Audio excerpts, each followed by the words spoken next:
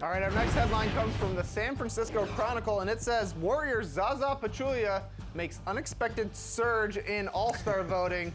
Is this news? Well, first off, it's not really unexpected. I think that headline is wrong. Yeah. This basically happened last year, and because it almost, It's still a shock in a way, though. Yeah, but because Zaza Pachulia almost started the All-Star game last year, he was only 14 or 15,000 votes behind starting.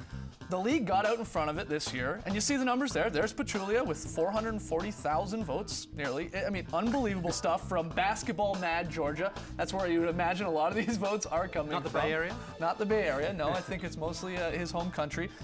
But the league has now said, look, now the players are involved, the media is involved. So it's, in a way, it's not really news because we know now the breakdown of how this is going to work. And I won't bore you, I won't whip out the calculator and do the math here for you, but let's just put it this way.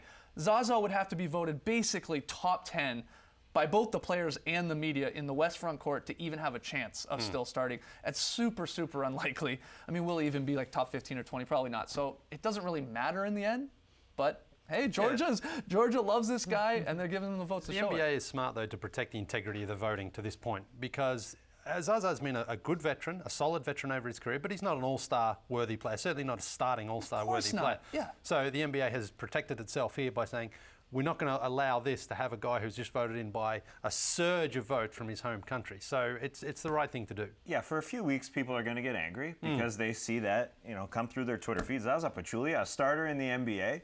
But the NBA is just fooling fans, and there's no way. Well, they're not though, because they've been out open and honest about how the process is. But that geeky equation that Skeets didn't allude to, thankfully, there's no need to do that. But they don't know that. They don't read the fine print. We don't read the fine print when we see who's voting. Yeah. There's no chance he starts. You're right, because he would have to be ranked amongst the players and media way, way higher.